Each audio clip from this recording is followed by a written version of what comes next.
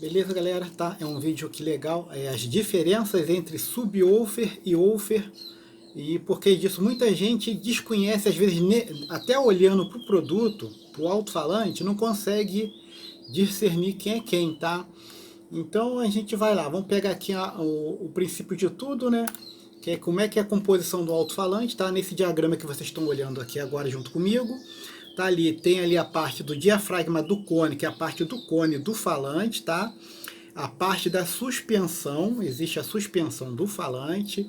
Aí tem ali no meio do coquinho, ali no meio do corte ali, tem o coquinho ou calota, vocês podem acompanhar comigo.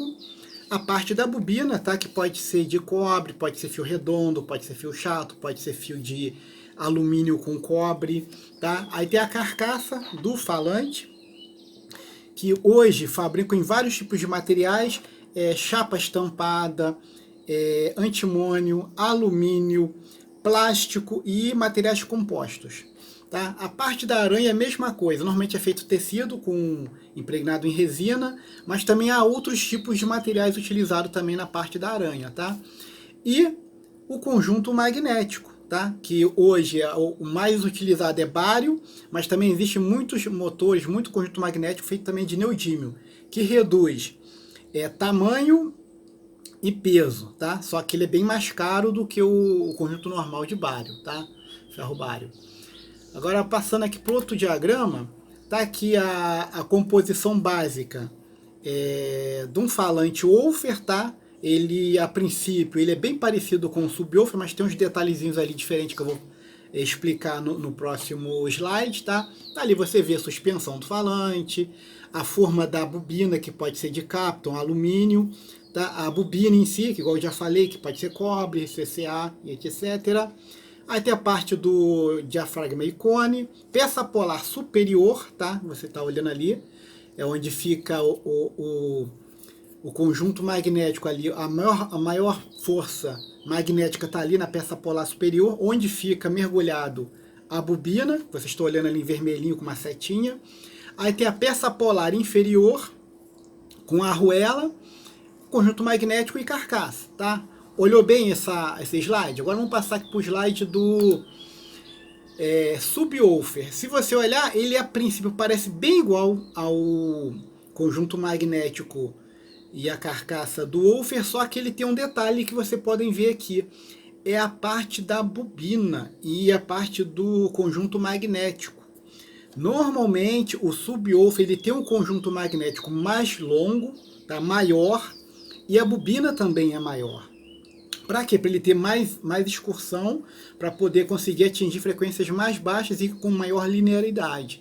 Tá? Isso é um grande diferencial entre o woofer e o subwoofer, onde que o subwoofer ele tem o X-Max maior X-Max, maior excursão de cone, maior movimentação de ar, e normalmente, como o conjunto bobina é muito mais pesado, a frequência de ressonância costuma ser muito mais baixa também do que a do woofer. Só que em contrapartida tem um detalhe, quando tem-se uma bobina muito pesada, o conjunto magnético maior e a bobina muito longa, acaba que a sensibilidade é afetada nesses casos. Onde se você fizer a comparação entre woofer e subwoofer, o woofer ele tem uma sensibilidade maior e o subwoofer ele tem uma sensibilidade menor. Porém, atingindo frequências de ressonância e frequências de reprodução sonora muito mais baixa do que o woofer.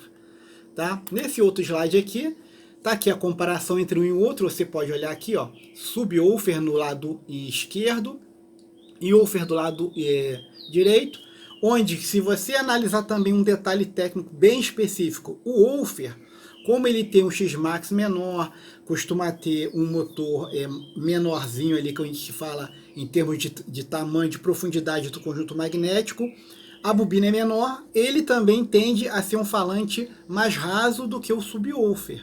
Tá? Aí se você olhar aqui nesse detalhe que eu deixei ele bem explicativo com uma setinha, vamos considerar que o subwoofer tá ali, ó, bobina mais longa, X-Max maior, conjunto magnético maior, 2 imã, 3 imã ou imã maior, e bobina maior também com fio mais grosso e mais pesado. Isso para quê? Para atingir frequências mais baixas e conseguir bombear muita massa de ar. Tá? Em contrapartida com o woofer, ele é diferente. Você vê ali a bobina de um filme mais fino, o X-Max dele é curto, né? Ou seja, a bobina curta, X-Max curto, tá? Aí você vê ali em contrapartida ele vai ter a sensibilidade maior e o falante também é mais raso. Até o cone ele é mais raso, também, na maioria dos casos costuma ser mais raso, tá? Deixa eu pegar aqui no próximo slide. Comparação de gráfico de resposta e sensibilidade. Em vermelho tá aqui um woofer padrão, tá? Você pode notar que, inclusive, ele tem uma sensibilidade média mais alta do que o subwoofer, só que não consegue descer nas baixas frequências, tá? Em contrapartida aqui em azul, tá um gráfico de resposta padrão de um subwoofer. Você vê que ele nota que ele estende a resposta muito lá embaixo, bem lá embaixo mesmo, porém a sensibilidade, aplicando a mesma potência em comparação com o outro, é menor. Você precisa de aplicar mais potência no subwoofer para você conseguir nivelar ele com a sensibilidade de um woofer, tá? Aqui um exemplo prático de um subwoofer padrão, tá? Tem outros modelos aqui também. Esse aqui é um subwoofer, se não me engano, foi de um 8 polegadas que eu peguei. Você pode ver outra característica técnica de um subwoofer é que a suspensão dele, na maioria dos casos, ou é suspensão de espuma, ou é suspensão de borracha, e aquela suspensão igual a mola, uma única onda, bem grande e larga, tá? Aqui outro detalhe de um subwoofer maior ainda, tá? Deve ser aqui, se não me engano, é um 12 polegadas de 1000 algumas coisas watts RMS. Você pode notar que ele tem o conjunto magnético duplo, com certeza é um falante que atinge frequências muito baixas, porém a sensibilidade nominal é pouca também, para ele poder conseguir deslocar muita massa de ar e atingir frequência de ressonância baixa. Tá? Outro detalhe aqui de um outro subwoofer, esse aqui é um subwoofer mais normal, tá? Esse é um Pioneer, se não me engano acho que é um 309. Tá? Você pode considerar ali também, olha lá, ver uma única onda de suspensão, uma suspensão larga de borracha, se não me engano, ou outro material aqui. Tem mais um exemplo aqui de subwoofer também. Esse é um bomberzinho 8 polegadas, você pode notar que ali o conjunto magnético é um só, porém é bem profundo e o falante ele é bundudo, ele é um falante fundo, para conseguir reproduzir baixas frequências, tá? E aqui é um super subwoofer, se não me engano é um 15 ou um 18 polegadas, pode notar aqui que se não me engano ele tem 3 conjuntos magnéticos, a bobina extremamente longa, é um falante que excursiona muito, tem um X-Max altíssimo, só que a sensibilidade nominal não é tão alta assim em relação se fosse construir um woofer mais ou menos com essa potência, tá? Aqui agora passamos para a parte dos exemplos de woofer. A principal característica, além dele ser um falante mais rebaixado, vocês podem notar a parte da suspensão dele, que em vez de ser uma suspensão única, longa, de borracha ou de espuma, costumam ter mais de uma onda. Nesse caso aqui tem 2 ondas, tem uns que são 3 ondas. Costuma ser de tecido, tá? Impregnado com resina. A maioria dos woofer, tá? De grande tamanho. Aqui um outro exemplo aqui, esse aqui é um K-Bass. Pode notar que esse daqui, o cone dele é liso. Com certeza é um falante, um woofer que sobe muito bem, tá? Suspensão de tecido, 2 ondas. Pode ver que o falante é raso, conjunto magnético de um ímã somente, tá? Mais estreito, mais curto. Aqui um exemplo aqui, um PWT da Selene, mesma coisa aqui. Pode notar que o cone é de celulose. A suspensão são 3 ondas, ímã simples, tá? É um falante aproximadamente raso, tá? É um falante que sobe bem, é um falante que dá um grave mais seco, sobe bem, mas não é subwoofer. Vamos aqui mais um exemplo de woofer.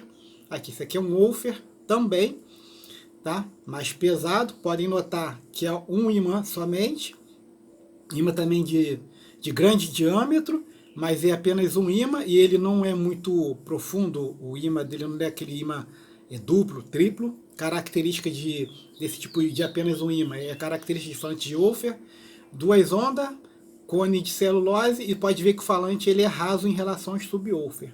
Eu acho que ainda tem mais um exemplozinho aqui, ó, mais um outro exemplo.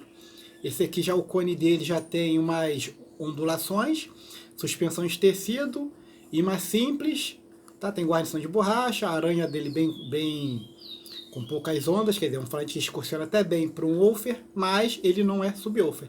Beleza? Espero que esse vídeo aqui tenha sanado as dúvidas da galera, tá? Mostrando a diferença de woofer para subwoofer e suas principais características mecânicas e estética.